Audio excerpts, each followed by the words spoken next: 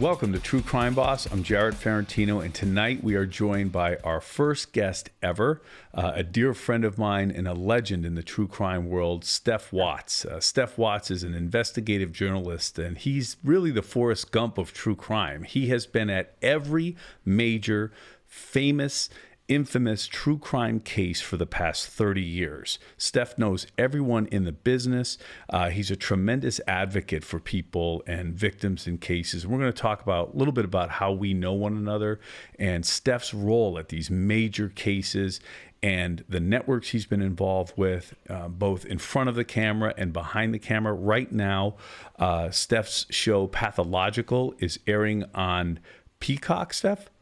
Yep. And it's the number one show on Peacock right now, and it's a real in-depth investigation into Joran van der Sloot and his role into the murder of two young women. And Steph played a really prominent role both in that case and in that special. Don't miss it if you get a chance to check out Pathological.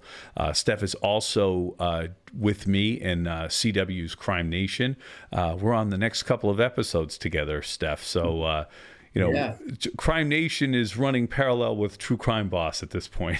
So, but it's a real pleasure to have you, Steph. Beyond our work and passion for justice in the true crime world, we're very, very good friends. We talk 1,000 times a day. So this is really like a walk in the park for me to talk to you. But if you can, introduce yourself to our listeners and viewers. Sure. Well, first of all, thank you for that incredible introduction. The check is in the mail for that. I appreciate it. You're in a good position, Ferrantino, when you're up against yourself. And so True Crime Boss is up against Crime Nation. That's an excellent position to be in. But thank you so much for having me. My name's Steph Watts. I'm a true crime journalist, producer, whatever hat I need to wear to get the job done. I've been doing this for, over 20 years.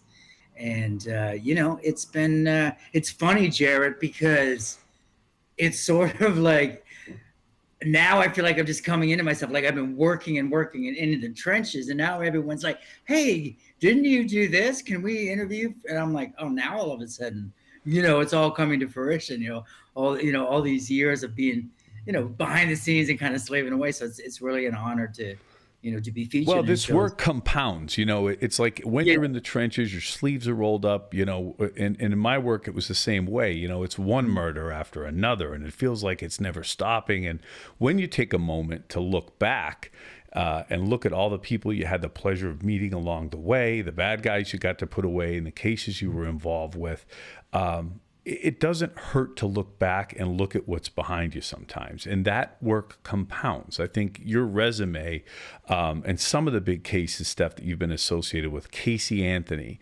Natalie Holloway, the Drew Peterson and Scott Peterson cases. And then you did a specials on so many cases. And one thing I could tell you, I think that really sets you apart, and I've had the pleasure and the opportunity to meet a lot of people in your business, in the true crime business, which I'm on the periphery of right now. But having had the opportunity to meet so many good people in that business, I think where you set yourself apart from them is the connection that you enjoy with oftentimes, and most oftentimes, the victims in cases. And I think they're overlooked. I remember Steph and I met back in 2015.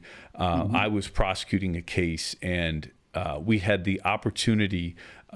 We were approached by some people in television, and this case was being covered. And one thing you said to me that really highlighted who you were was, I don't take cheap shots. I do my work on behalf of victims. I'm going to tell it from the victim perspective. And that was immediately something different. I mean, this was a defendant that was being blown up in the media, and, it became real infamous. And to hear someone say to me, they were going to be telling our story from the victim's perspective really moved me. And that's who you are. I think that's a blessing and a curse, though, because you're an empath and you become everyone's therapist, including mine sometimes, which... and you mine. So tell us about basically how being behind the camera, in front of the camera, and then advocating for people to get their stories out has really been your work and some of the cases you've had the chance to work on? Well, I think what's interesting is I know you do Nancy Grace's radio show. Nancy Grace really was smart enough to realize, as her producer, being out in the trenches and establishing these relationships and getting these interviews, she realized, like, hey, wait, Steph and my producers are really the people that know the story best. So she started to sort of use us, put us every night, hey, we've got Steffi's in the field. It was a really smart move on Nancy's part. It kind of set a trend.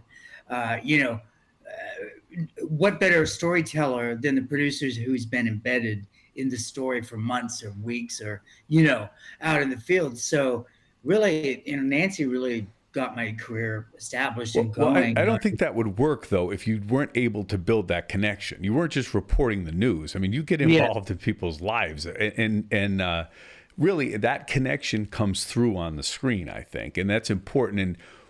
And having worked with Nancy Grace and the major, you were at CNN, Fox at one point. The other thing, Steph, I think it all begins and ends with America, and you're an international superstar, so you could tell us, maybe it's a worldwide obsession with true crime. Maybe obsession's a little bit of tongue-in-cheek. Interest and the popularity of true crime and these murder cases and documentaries. What do you think really motivates that for people? Where does it come from?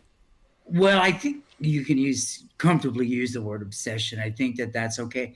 Jared, it's really simplistically the car crash. You're driving down the highway and you see a car crash and you slow down because you want to know what happened. And I think there's a part of us inherently that you want to make sure that the people are okay. Like, is everybody okay? Is there anything I can do to help? I think, let me back up for a second. I think you asked me earlier about, my getting to know the families.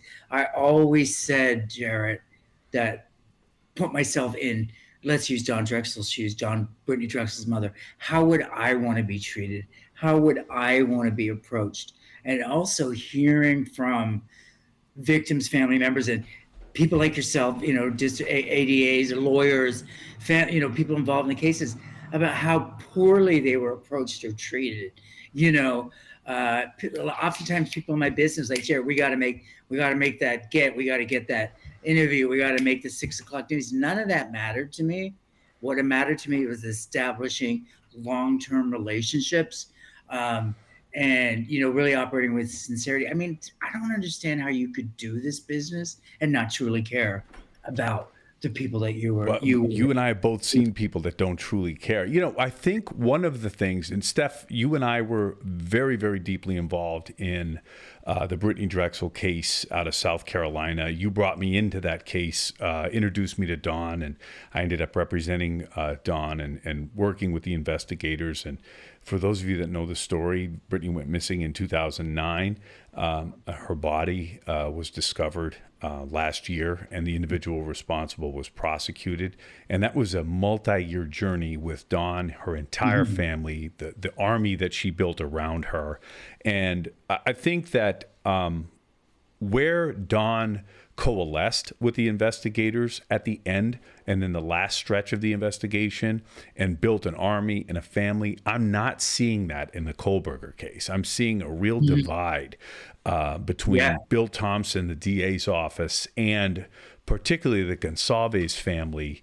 The most vocal is Mr. Gonsalves, and it seems like there's a disconnect, which is a real detriment from a prosecutor's standpoint. If you're not moving lock, stock, and barrel with a victim's family, then that's another force out there that is saying things that could, kick the case in one direction. You may not always agree, but you certainly want to keep each other informed. You want to make sure that family knows getting justice for their daughters and their son, Ethan, in that case, are paramount to the case.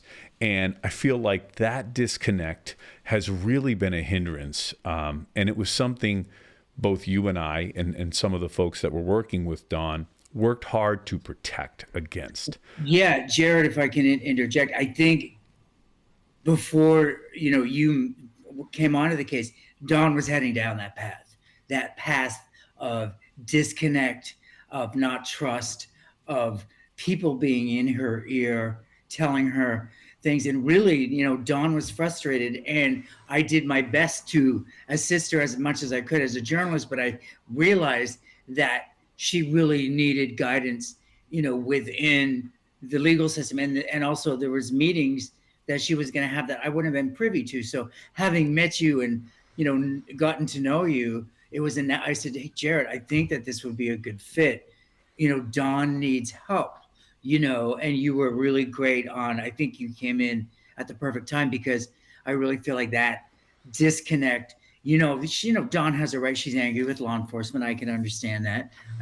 And I think you really explained things to her. You went into meetings with her, with law enforcement and members of the FBI, and guided her. And you also gained their trust because they realized that you weren't, you're like, hey, I'm here to, to just explain to her what's going on, the legalities. I mean, Dawn's, no offense to Dawn, but she's a mom from Rochester, New York, thrust into the legal system and thrust into, the 24-hour news cycle, which I kind of handled that part of it, and you handled the legal part of it. And as a team, we forged forward and really, Jared, we didn't have a crystal ball. None of us knew what was coming down the pipe. Really, we certainly didn't know. We did not know that whether or not Brittany was ever going to be found. Right. I mean, the fact that I had a hunch things were going to go this way, though, for some reason. But I really didn't, and I was so happy when it started.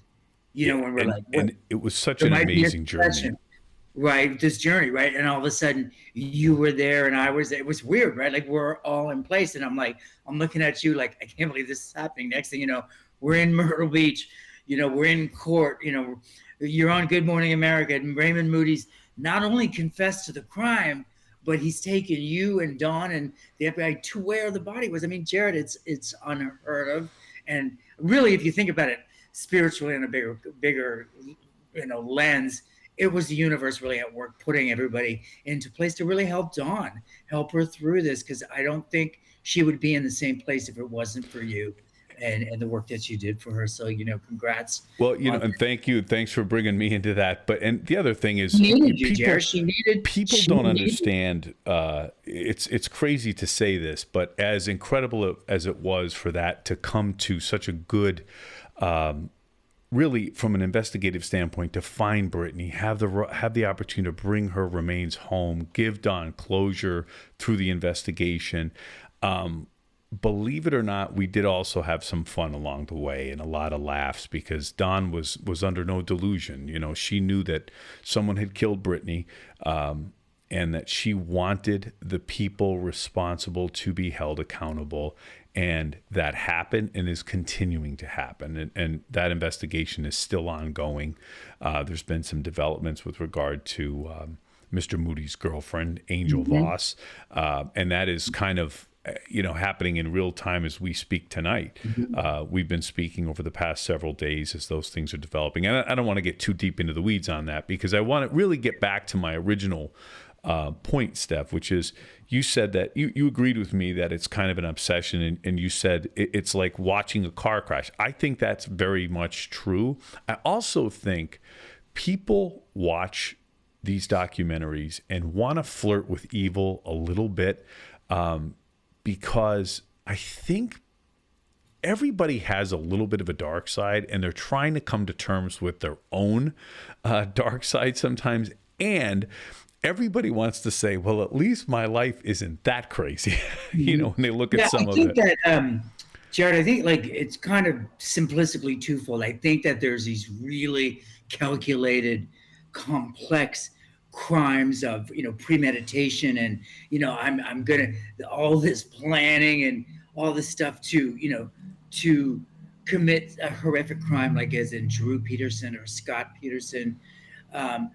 But then you see cases where people just snap.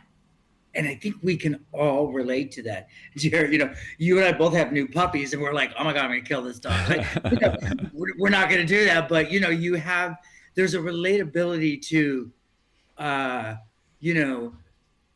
overwhelmed mom. No mom would ever want to, drive her car into the river with her children. But even talking to our buddy Michelle's like, I'm gonna kill her. Like, she's not going to. But we have those moments of.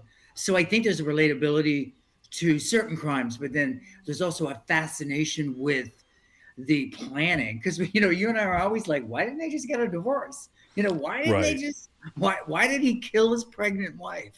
Well, Why we did talk about those kind of cases too. Like so many of the cases, you never know which one of these cases is going to catch and just become a national story. But Mhm. you and I have both seen dozens, if not hundreds, of cases that remain somewhat localized that are equally as tragic, Mhm. and really they're in the lower socioeconomic realm. Maybe it's a gang slaying, maybe it's a brutal domestic situation. The baby ones, really, they don't, you don't see a lot of documentaries in your business on children deaths. And as a Yeah. prosecutor who's done quite a few prosecutions of child murderers, they're brutal. They're really tough to do. They're tough to expose your own self to as a parent, just as a Yeah. human being. It's funny, Jared. The networks have always shied away from child murders, but then I always come back to them and say, but we're still talking about John Benet Ramsey 25 years later. So Well, what that's a little bit different. Now, the John Benet Ramsey case, of which you and I are we're John Benet enthusiasts, in that we still follow that case very closely. And I went down the John Benet rabbit hole during COVID. I read every book for a special I did with Steph. Yeah, And I yeah. think, and I certainly can't take credit for this sentiment, but I think what it was about John Benet, beyond the fact that she was a beautiful little girl and part of those pageants, which I think people were very curious about for a lot of reasons, the Ramseys themselves were like, they had this Camelot-esque lifestyle, and this was just a peek behind that door into their world. This the mother was a beauty queen, the daughter is a little princess, and now you're going to see everything that looks great from the outside isn't quite so great. And that became a fascinating story, a fascinating case to run down. And the mystery still remains. We don't know the answers. And all of the aspects of that case, too, were just so mind-blowing. I think what's fascinating about that particular story, Jared, is had that murder, or had that whatever you want to call it with John Benet Ramsey happened today, it would have been a completely different outcome. You would not have gotten away with the inappropriate relationship between the Ramsey parents and the DA's office. You would not have gotten away with the terrible investigation that happened, the compromised crime scene. I just don't think that today that crime would have had the same results. I think that that's perhaps what's so fascinating about that. But one thing I want to say, Jared, is, the sad part about my industry is every Brittany Drexel story that I do, there's 100 other Brittany Drexel stories that don't get told. We've got, and your Facebook inbox and mine does, and emails and LinkedIn, they blow up with, what about my story? And that's the hardest thing for me, because I really try to get people's stories told. But you've experienced now what we have to deal with the networks, and I don't particularly like it, but there's boxes that have to be checked in order for me to get the story told. But I want people to know that we try. You've come to me with some great cases, and we can't get traction on them. So And they are great cases. But yeah. I get a But lot of... one thing I like though is I'll say this: shows like yours, podcast, and Nancy's podcast, and even some of these web sleuths that are really giving these people a platform. Whether it's a big platform, people are getting a chance to be heard, and I think that's really at the essence of what it's all about. As a seasoned prosecutor, and I've seen you work, people want to be heard. That family wants you to listen, and that's really all they want. Is they want to be heard. They want their story told. They want to know people care. So I think the landscape is changing. Now we see Netflix is in the game, and Hulu, and HBO Max. Like, everybody's looking for that compelling and interesting crime story. And I'm glad people are paying attention, Jared, because it's important. Because the second we stop paying attention, people are going to try to get away with things that they shouldn't be getting away Well, I with. think it's important for two reasons. Number one, the Brittany Drexel story should be a tale for every young woman who is traveling, every young man or woman. With a lot of the trafficking things that are going on in the world, you can see that a young person could be snatched up off the street and vanish off the face of the But, earth but for Jared, over a decade. let And me interrupt you. There's a bigger issue here. We need to, and we're doing this, we need to shed a light on the broken justice system in the case of Raymond Moody. Raymond Moody was a registered 3 or 4 sex offender. He had violently raped children in Los Angeles, was serving a 40-year sentence and served 20 years of that, returns to Myrtle Beach and rapes and murders Brittany Drexel. And, that to me is a bigger issue. I don't want to put the fear in victims like, oh, you need to be afraid, to walk down the street. I don't, you're right. You need to be, but you know what I'm saying? Like, I feel like let's shed a light on. well, that was my second point. The second point is when a light is shined on the justice system, you're going to hold that system accountable too. And here's the reality of it. If a case is being highly watched, like the Kohlberger case now, every motion is being monitored and analyzed on every major network, on every podcast. I mean, anything that happens. I mean, that's a big example. But if you take the Raymond Moody situation, Moody should have been under that jail in California. He should have never, ever been released. The odds of someone with his proclivities being rehabilitated and not be a recidivist sex offender are exponentially low. Not high that he would react out and be rearrested. Moody was basically kidnapped Brittany as soon as he got off probation. I mean, we know he started, his entire lifestyle changed as soon as he got off that monitoring. As soon as the leash was let off, Moody was out hunting. And that's the kind of thing that shows what a deterrent imprisonment can be and serious monitoring after the fact. So those are the things. And for every, there's a lot of Raymond Moody's out there. He was let out way too early, way too early. And the other problem, Jared, which nobody wants to talk about, and there's no evidence of this, I want to make really clear, but you can't tell me that in April 25th of 2009, when Raymond Moody raped and murdered Brittany Drexel, that was the last time he did that to a girl. When you talk to these people and they tell you, you've talked to them, and I've been in jailhouses face to face with inmates and killers and people on death row.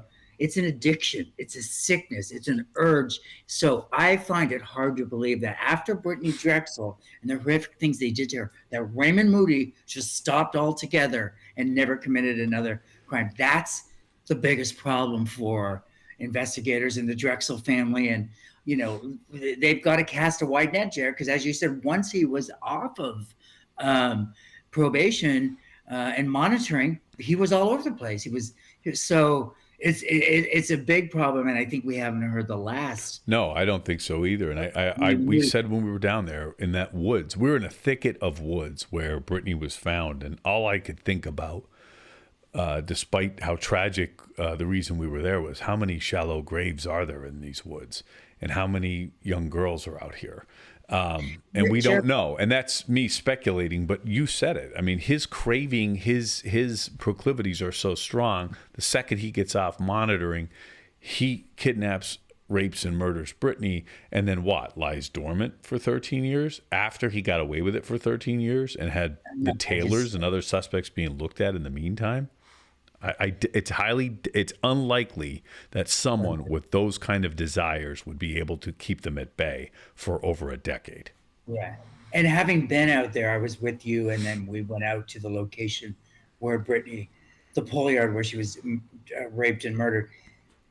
And I hope this doesn't sound too graphic, but it's hard to believe to me. Like, I look at this and I'm thinking, a sex act was committed here. This is disgusting. This is like the most vile place. And what my thinking on that is, these aren't like, they're acts of violence. It's control and violence. It's really not, although it's sexual in nature, But I mean, look, I mean, if you showed me like, a hotel room that with roses, and I was all right, I could see this being a different environment. But the fact that he chose that place when he had a hotel room, it shows me just the darkness of people. And it was really hard to fathom, and especially going out there with Dawn and investigators. It was just one of the moments that I think I'll never ever forget in my career, to be in those two locations where her body was. Everybody was, one thing I Started. could say, that was a fun group of people we were traveling with in those couple of times in and out of Myrtle Beach. That was the quietest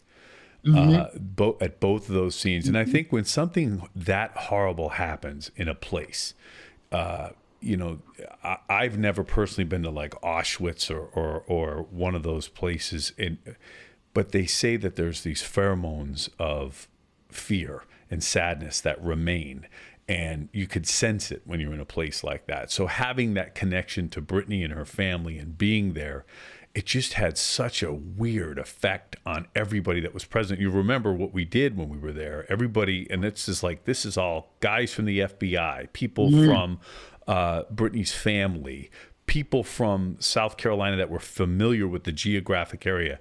Everybody kind of joined hands and prayed on that site, which was a special moment. It really was. And I just think it really brought home the reality of what had happened, even though it was 13 years prior, that Brittany lied there in that place. And if you remember, Steph, the owner put a candle and some flowers there with his own grandchildren.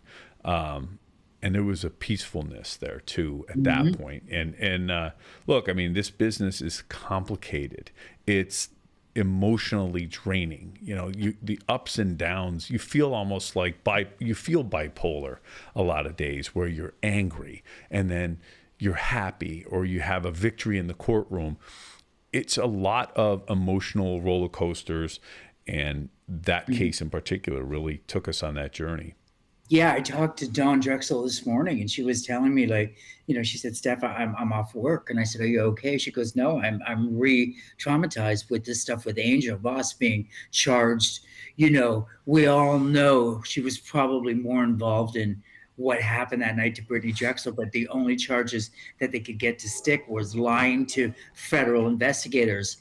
People are angry about that, but they need to understand there wasn't evidence. They can't prove kidnapping. They can't prove that she was involved in a rape and murder. And you know better than anybody, as a former ADA and a prosecutor, you have to, by the time somebody's charged, this is what people don't understand, is the case is already built.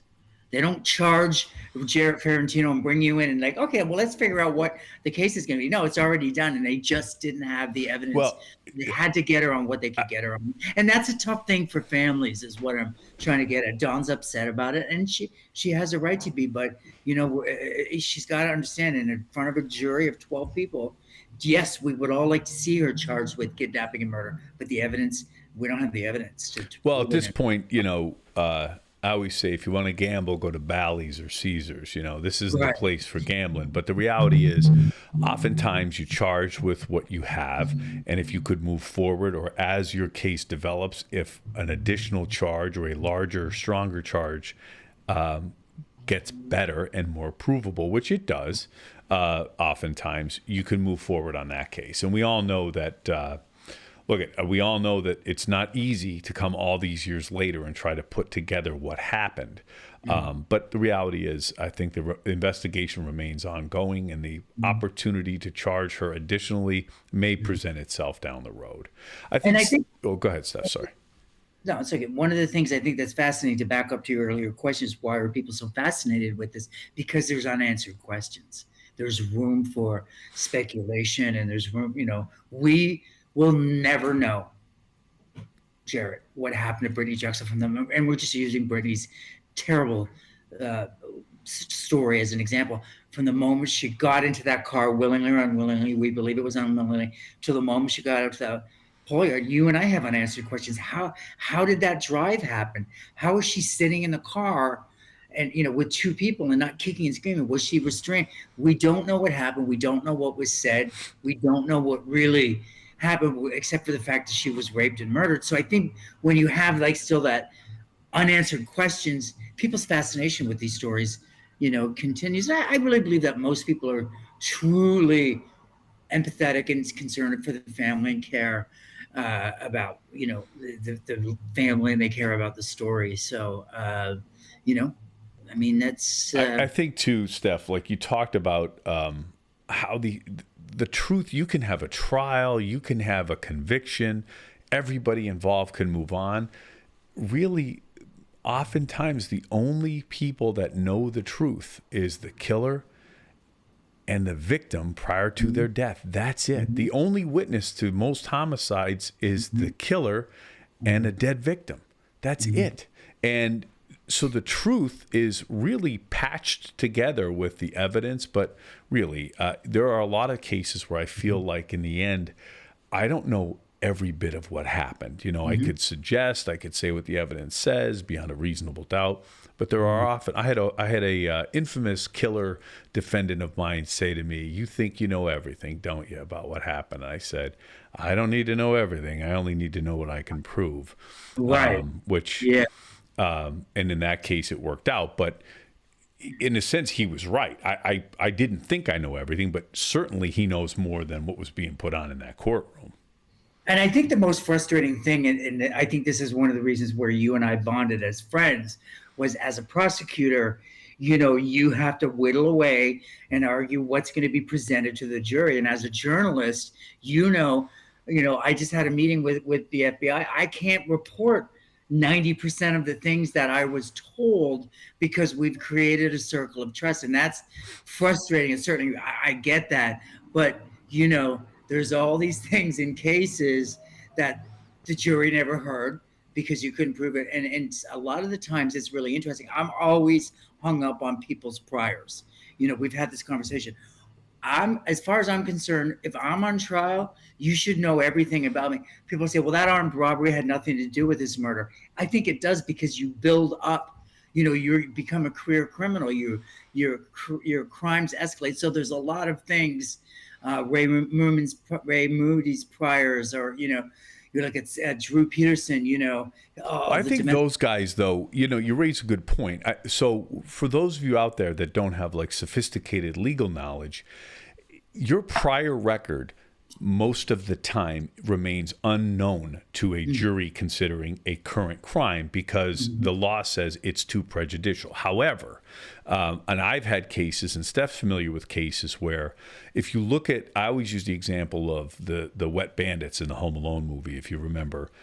Daniel Stern was getting arrested. I don't remember if he's Marv or Harry, but he says Marv, and he says to the the police, or the police say to him, "You left the water running in every house you guys hit. Now we know every house you hit on the block." They had a signature in their crime. So when Marv and Harry go on trial for robbing the McAllister house, you could use the Murphy robbery and every robbery on that street against them because they have a signature, and that's a special rule of evidence. When you talk about Drew Peterson or Raymond Moody or Bill Cosby, for example, which was a case where you and I were there. We were at the Cosby trial. Yeah. And if you remember, we were there, and one of the big fights was whether or not the other victims' testimonies would have come in against Bill Cosby. Harvey Weinstein, same deal.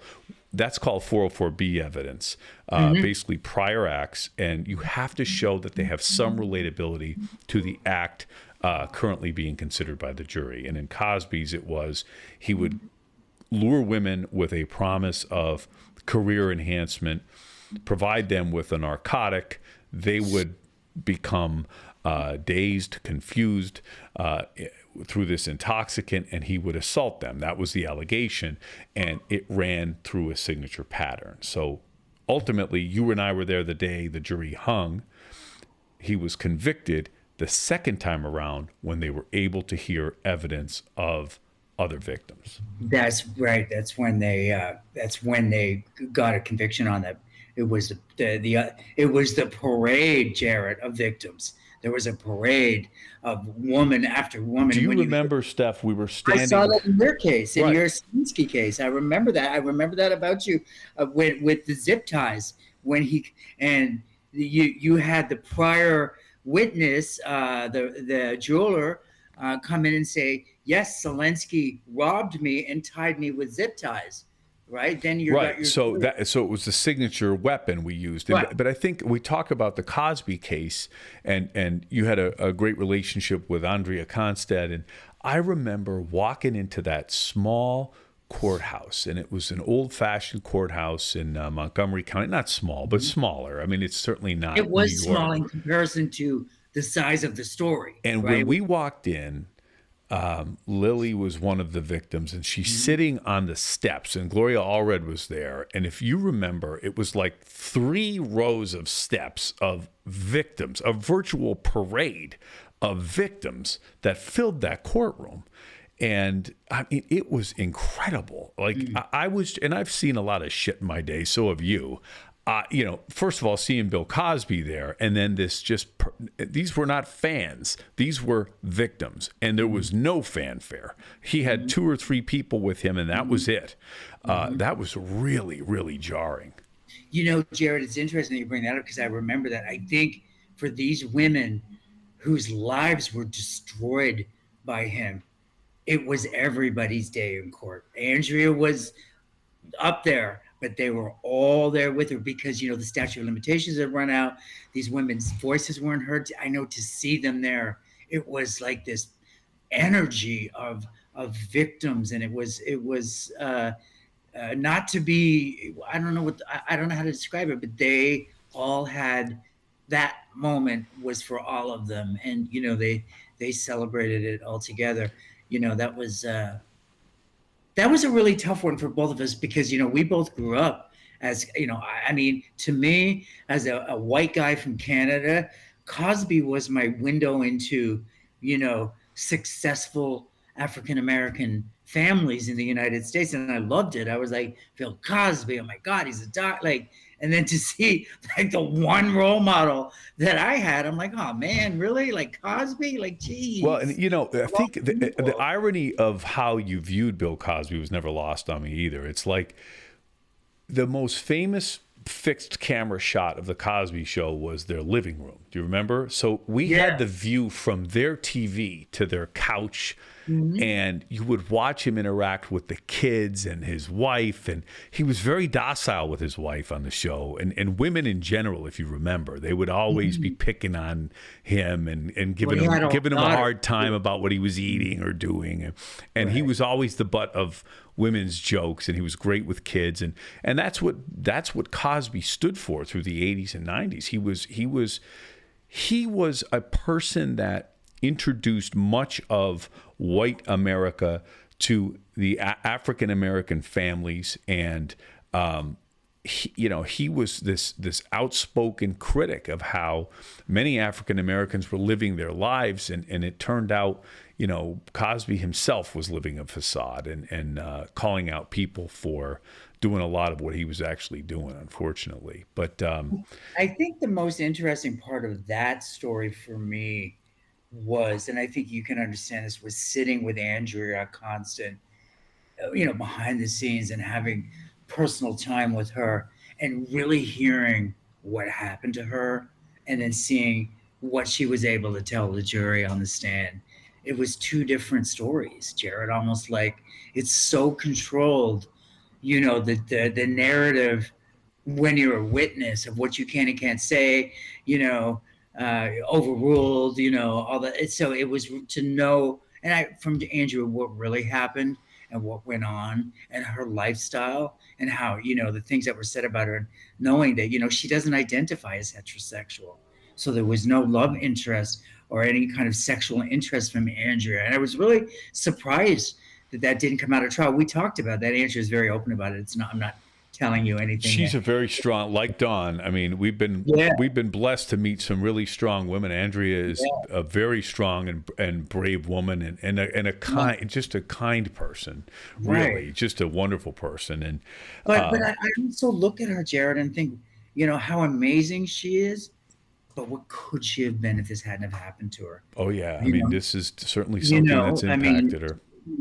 Andrea was a professional athlete. She was a professional basketball player. She was, she had dreamed to be a sports commentator, and now she's living in up north in Canada on a quiet, secluded land, making wood furniture, which she's super happy about, and it's a beautiful life for her. But it's these crimes are always it's always amazes me that what trajectory it puts everybody on, and I wouldn't have met you if I hadn't done this. I wouldn't have met Don. It's really fascinating. But I want people to know that people care, and there are people out there, and just keep fighting. If you believe that in an injustice, keep fighting. And it's unfortunate, Jared, that they have to fight against the system that's there to ultimately protect them, and that's the biggest problem for me. I mean, I remember back years ago when I did. I'm brain dead. Serial killer, famous Ted Bundy. Yeah. Ted Bundy. And I had really honest conversations with the investigators, and they said, "Look, this was the failure of a multi-jurisdictional investigation." Absolutely. Ted Bundy was the textbook example. And they said, we've learned from that. But then jump ahead to Drexel, and here we have 5 jurisdictions who were not cooperating. And when this new team of guys come in, and everyone says to me, "What was the new evidence?" There wasn't new evidence. Everything was there in front of them. And again, how many times are we going to put our egos aside and being like, "Oh, Ferentino's going to solve"? No, we got to work together. Right. I call it the politics of prosecution, and communication is key. It's got to stop. I mean, Georgetown had this piece of evidence, and the FBI had this piece of evidence, and Myrtle Beach had Rochester, Myrtle Beach. Oh my God! Yeah. Come in and put all the pieces of. So I really thought, I was really excited when I had done my Ted Bundy story, and talked to them about how much of a failure it was, and Ted Bundy should never have been allowed to, be in Florida and get those, those girls on campus. And here we are again, And Bundy knew it. Bundy knew the deficiencies in the system, and that there was not really a network. So he knew what one hand didn't know what the other was doing, or wouldn't have had the information about him. And he used that to his advantage if you follow the trajectory of his crimes. But Steph, I think that we're going to continue to do things together. As I said, we have Crime Nation coming up for the next, I think, 3 weeks. We're going to be sharing the screen. So it's a week tomorrow. And Jared, for your listeners, there's some shocking information coming out in that Drexel. You'll be hearing directly from the killer himself in that special. And what he says is, quite frankly,